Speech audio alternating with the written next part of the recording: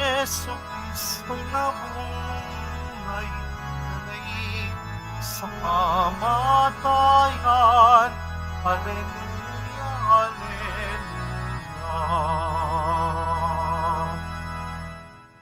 Sa ngalan ng Ama at ng Anak at ng Espiritu Santo.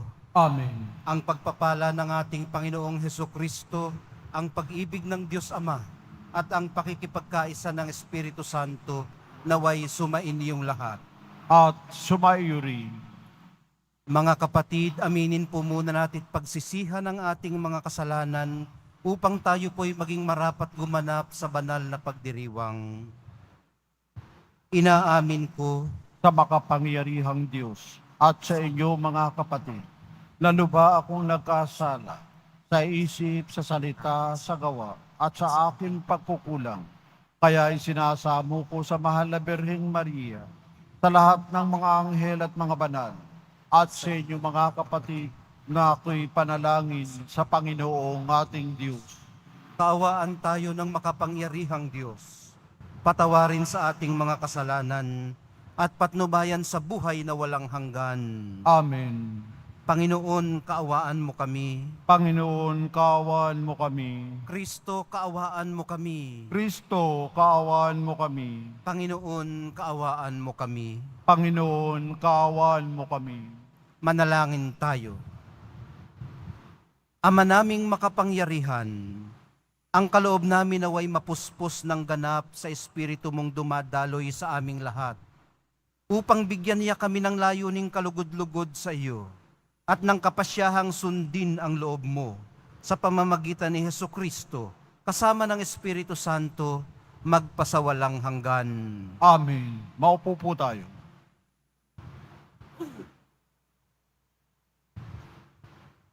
Pagbasa mula sa mga gawa ng mga apostol. Noong mga araw na iyon, ibig matiyak ng pinuno kung ano nga ang sakdal ng mga Hudyo laban kay Pablo. Kaya't pinagpulong niya kinabukasan ang mga punong saserdote at ang buong Sanhedrin. Saka kinalagan si Pablo. Ipinanaog at iniharap sa kanila. Alam ni Pablo na dooy may mga Saduseyo at Pariseyo. Kaya't sinabi niya ng malakas, "Mga kapatid, ako'y Pariseyo, anak ng mga Pariseyo. Dahil sa pag-asa kong muling mabubuhay ang mga patay, ako'y nililitis ngayon." Matapos itong sabihin ni Pablo, nagtalo-talo ang mga Pariseyo at ang mga Saduseyo, at nahati ang kapulungan. Sapagkat ang sabi ng mga Saduseyo, hindi muling mabubuhay ang mga patay at walang anghel o espiritu. Subalit ang mga Pariseyo namay naniniwala sa lahat ng ito at lumakas ang kanilang sigawan. Tumindig ang ilan sa mga eskribang kapanig ng mga Pariseyo at malakas na tumutol. Wala kaming makitang pagkakasala ng taong ito.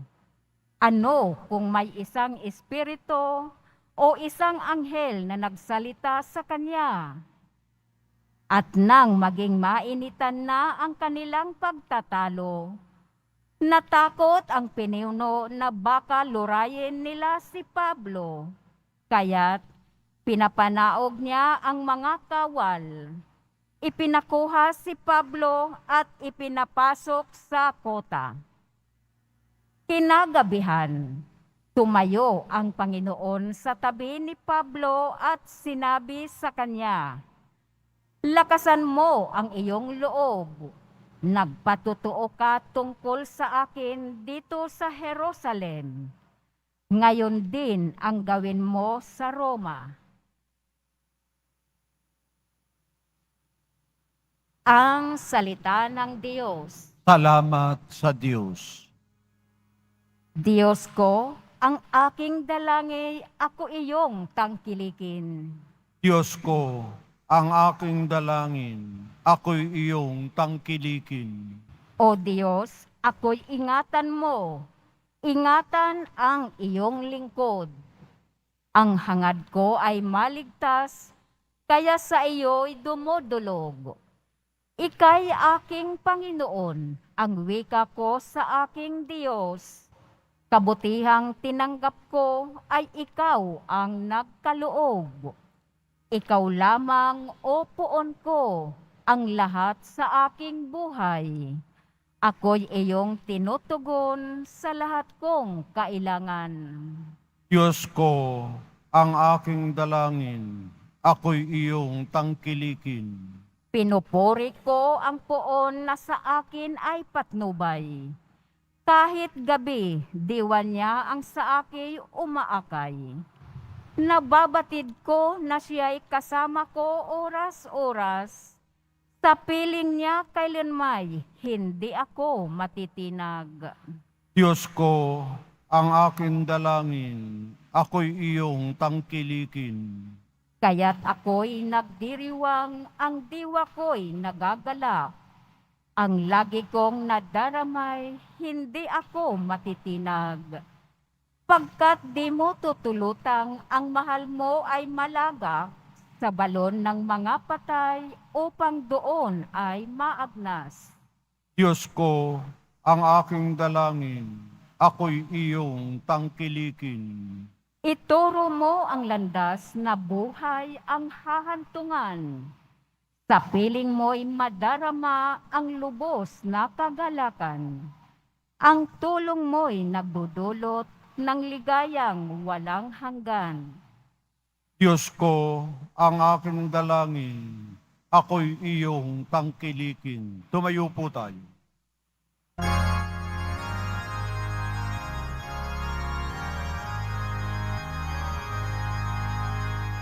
Hallelujah.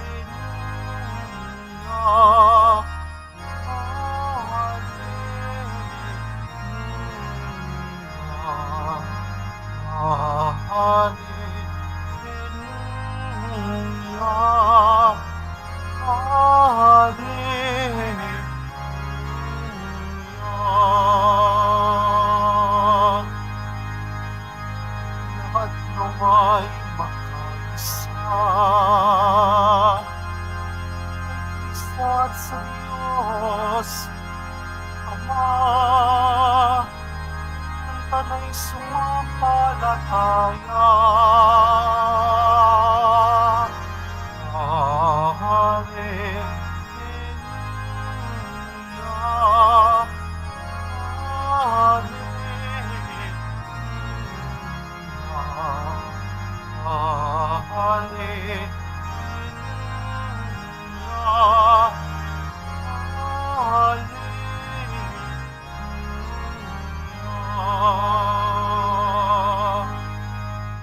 Sumainyo ang Panginoon. At sumaiyo rin. Ang mabuting balita ng Panginoon ayon kay San Juan. Papuri sa iyo, Panginoon. Noong panahong yun, tumingala si Jesus at nanalangin. Amang banal, hindi lamang ang aking mga alagad ang idinadalangin ko, kundi pati ang mga mananalig sa akin dahil sa kanilang pahayag. Maging isa nawa silang lahat, Ama. Kung paanong ikaw ay nasa akin at ako'y nasa iyo, gayon din naman, maging isa sila sa atin upang maniwala ang sanlibutan na ikaw ang nagsugo sa akin. Ang karangalang ibinigay mo sa akin ay ibinigay ko sa kanila upang sila'y ganap na maging isa, gaya nating iisa. Ako'y nasa kanila at ikaw ay nasa akin, upang lubusan silang maging isa. At sa gayon, makikilala ng sanlibutan na sinugo mo ako, at sila'y iniibig mo katulad ng pag-ibig mo sa akin. Ama, nais kong makasama sa aking kinaroroonan ang mga ibinigay mo sa akin, upang mamasdan nila ang karangalang bigay mo sa akin, sapagkat inibig mo na ako bago pa nilikha ang sanlibutan. Makatarungang Ama, hindi ka nakikilala ng sanlibutan, ngunit nakikilala kita at nalalaman ng mga ibinigay mo sa akin na ikaw ang nagsugo sa akin. Ipinakilala kita sa kanila at ipakikilala pa upang ang pag-ibig mo sa akin ay sumapuso nila at ako na may sumakanila. Ang mabuting balita ng ating kaligtasan. Pinupuri ka namin, Panginoong Heso Kristo. Maupo po tayo. Good morning po sa inyong lahat. Ang magandang balitang hatid sa atin ng mga pagbasa natin ngayon, hindi lamang ang mga alagad ang idinadalangin ng mahal na pong Jesus Nazareno sa Ama, kundi pati tayong mga nananalig sa Kanya. Hangad niyang maging isa tayong lahat, kung paanong siya at ang Ama ay iisa.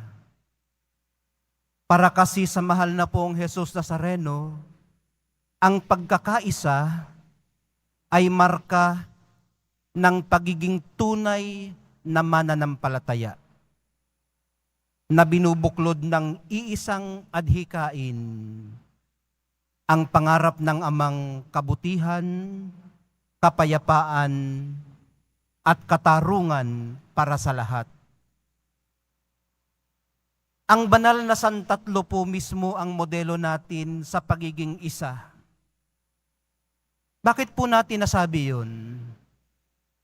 Kasi po laging magkakausap ang banal na Santatlo, ang Holy Trinity. Laging nananalangin ang mahal na pong Jesus Nazareno. Pinakikinggan ang niloloob ng Ama. At pag siya naman ang nagsasalita, ang ipinagdarasal niya ay hindi ang kanyang sarili, kundi tayo, ang kanyang mga mahal sa buhay. Tayo po ang inuuna niya. At hinahamon niya tayong gawin din ito para sa ating kapwa. Ang unahing ipagdasal ang kapakanan nila bago pa ang sa atin. Ito ho ang pinaka-kristyanong bagay na maaari nating magawa sa iba. Ang ipag-adya sila kung paanong ipinag-aadya tayo ng mahal na pong Jesus Nazareno sa Ama. Hindi pa po sapat yun. Hihingin pa niyang isugo ang Espiritu Santo para siyang maging kasakasama natin sa pagbalik niya sa Ama, kung saan idinalangin din niyang makasama tayo doon kung saan sila nananahan bilang iisa. Sa ganang atin, mga kapatid, na itataguyod po ang pagkakaisa sa pamamagitan ng bukas na dialogo, gaya ng namamagitan sa banal na Santatlo, na laging nag-uusap bilang isang komunidad ng tatlong persona sa iisang Diyos. Ang kabaligtaran po nito ay kapag ipinataw natin ang ating gusto laban sa gusto ng iba at i-invoke ang ating kapangyarihan bilang mas magulang o mas may kaya. Ang hatid po nito ay pagkakawatak-watak, pagkakabahabahagi, away. Lalo na kapag ang ginagamit ay puwersahang pagpapataw gamit ang kamay na bakal. Gaya po ng nangyari sa meeting ng mga punong saserdote at ng buong Sanedrin hinggil sa magiging kapalaran ni Apostol Pablo sa kanilang mga kamay. Hindi po ito makadiyos. Hindi po ito makakristyano.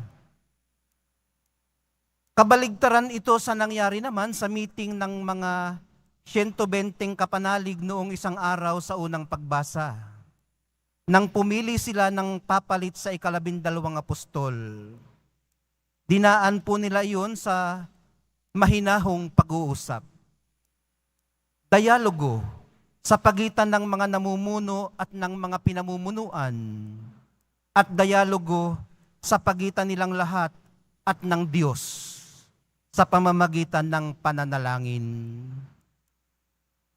Ang pagiging isa na hangad sa atin ng mahal na poong Jesus Nazareno, na idinalangin niya sa Ama, ay nagkakaroon ng katuparan sa tuwing sama-sama tayong dumudulog sa iisang hapag ng banal na Eukaristiya.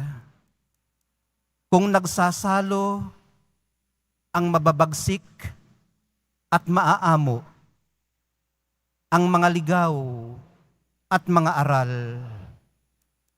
ang mayayamat mga dukha, ang mga banal at makasalanan. Patuloy nawa tayong buklurin ng Espiritong Banal sa kaisahang pangarap ng Ama.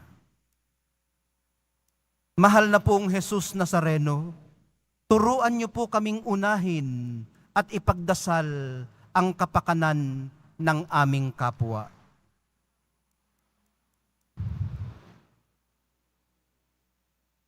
Tumayo po tayo.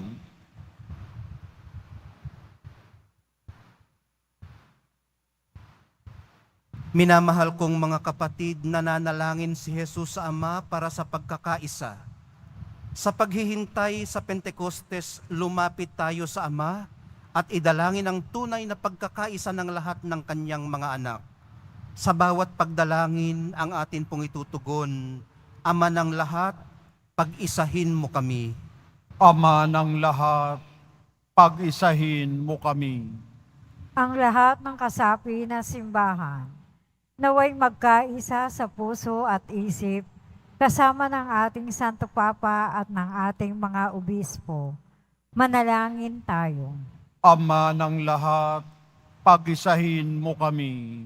Ang mundo, naway sumampalataya kay Kristo, bunga ng nagkakaisang halimbawa ng mga Kristiyano. Manalangin tayo. Ama ng lahat, pag-isahin mo kami. Ang lahat ng bininyagang kay Kristo, naway magkatipon sa iisang simbahan. Manalangin tayo. Ama ng lahat, pag-isahin mo kami. Ang bawat mag-anak, naway mabuklod sa iisang pananampalataya at pag-ibig. Manalangin tayo. Ama ng lahat, pag-isahin mo kami. Ang mga yumao, naway tawagin sa ganap na pakikipagkaisa sa Diyos magpakailanman. Manalangin tayo. Ama ng lahat, pag-isahin mo kami. Sa katahimikan ng ating puso, idulog po natin sa mahal na pong Jesus Nazareno lahat ng ating mga hinihiling, yung mga intensyon ng mga ipinagdarasal natin, pati na rin ang ating personal na intensyon.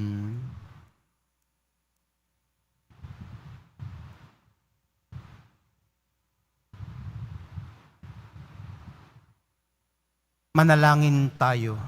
Ama ng lahat, pag-isahin mo kami.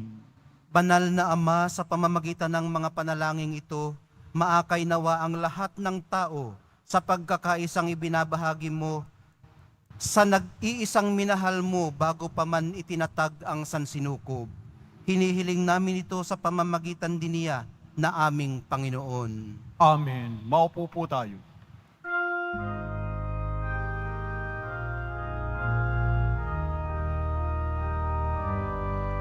Pinupuri kita, sapagkat ako'y iligtas. Mga gawin din makuwang matuwa mula sa libingan. Tanggapin mo, O Panginoon, ang alay ng bayang nagdidibang. Bigay ang alak at tinapay, handog ng pagkabuhay.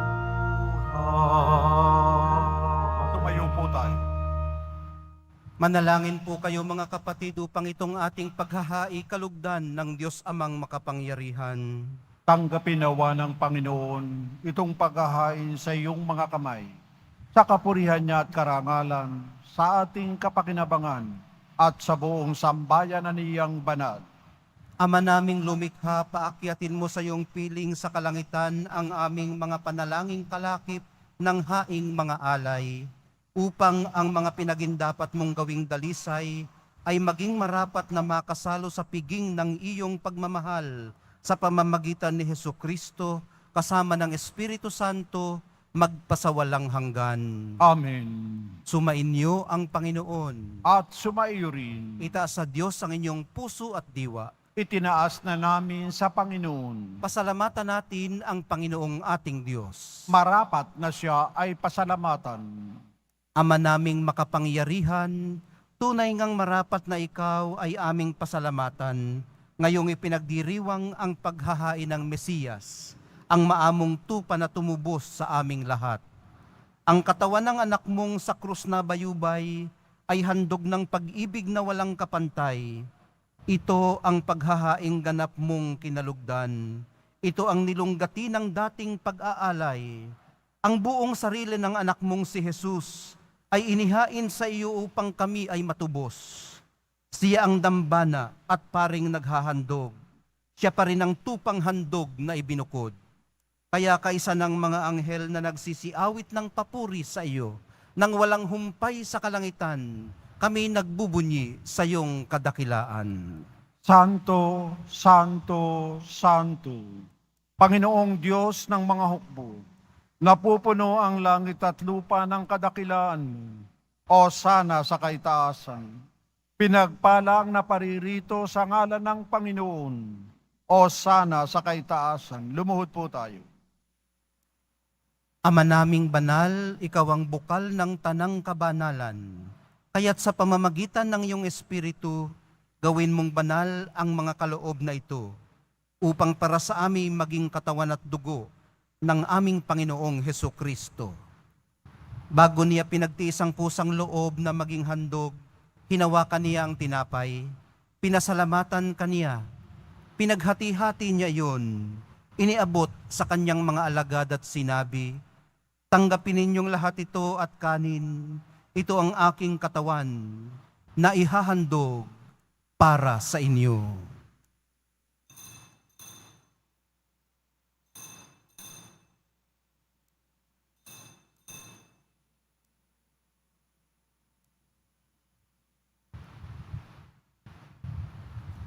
Gayon din naman noong matapos ang hapunan, hinawakan niya ang kalis. Muli kanyang pinasalamatan. Iniabot niya ang kalis sa kanyang mga alagad at sinabi, "Tanggapin ninyong lahat ito at inumin. Ito ang kalis ng aking dugo, ng bago at walang hanggang tipan, ang aking dugo na ibubuhos para sa inyo at para sa lahat. Sa ikapagpapatawad ng mga kasalanan, gawin ninyo ito sa pag-alaala sa akin."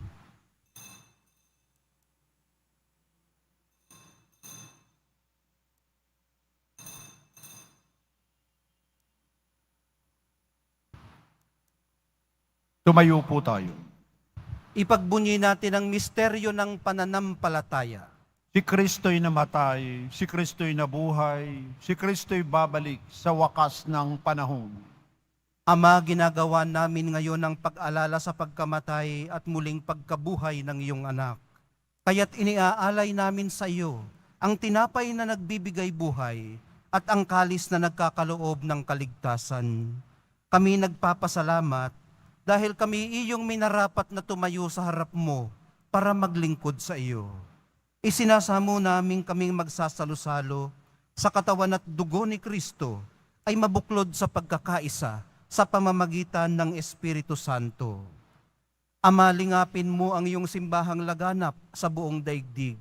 Puspusin mo kami sa pag-ibig, kaisa ni Francisco na aming Papa at ni Jose na aming Obispot ng Tanang Kaparian.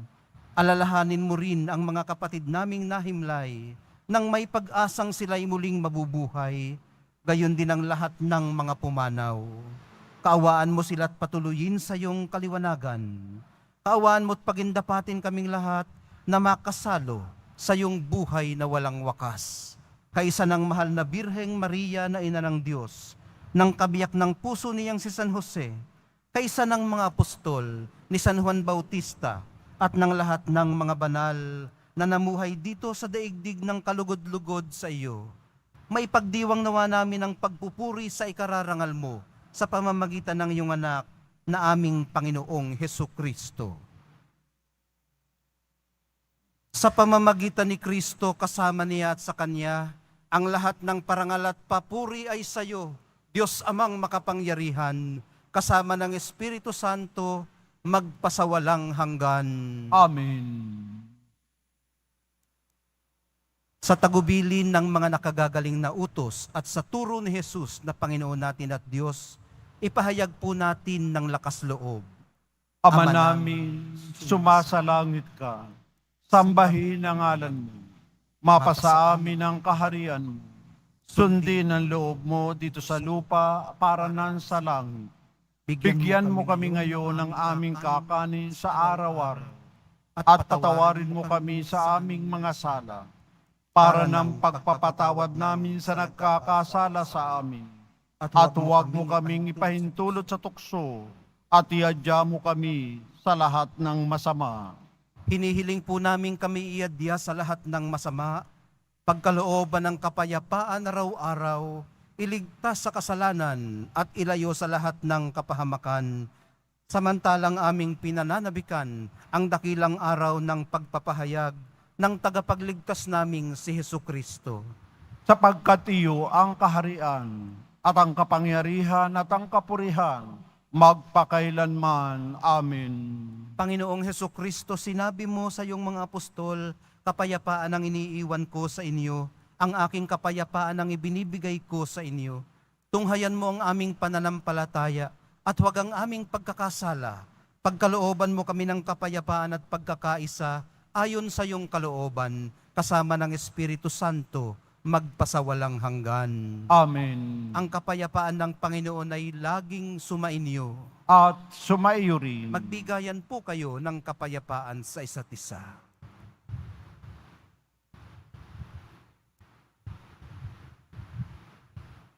Kordero ng Diyos na nag-aalis ng mga kasalanan ng sanlibutan, maawa ka sa amin.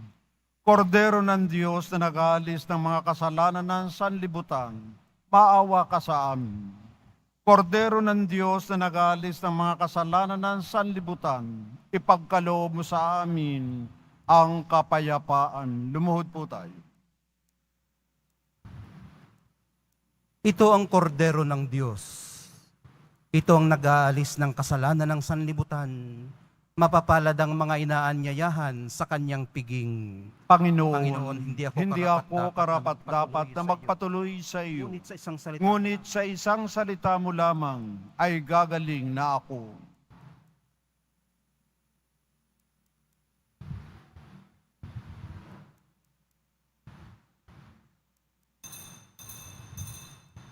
Para sa lahat ng tatanggap ng banal na komunyon, sasagot po tayo ng amin pagkasabi ng pari o ng lay minister ng katawan ni Kristo. At isubo agad sa bibig bago umalis sa harapan ng pari o lay minister. Sumunod po tayo.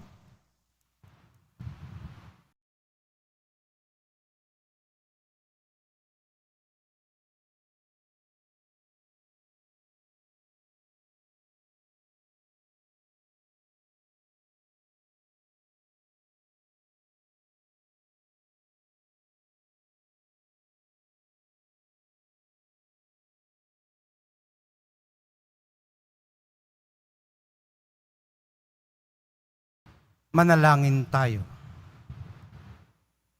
Ama naming mapagmahal, sa aming ginanap na pakikinabang, matutuhan nawa namin at mapagsaluhan ang iyong aral at dulot na kaligtasan upang kami pagindapating magkamit ng iyong bigay sa pamamagitan ni Hesukristo kasama ng Espiritu Santo magpasawalang hanggan.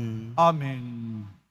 Sumainyo ang Panginoon. At sumaiyo rin. Mahal na pong Jesus Nazareno, inihayag mo sa pamamagitan ng krus ang walang maliw na pag-ibig ng Diyos sa sangkatauhan.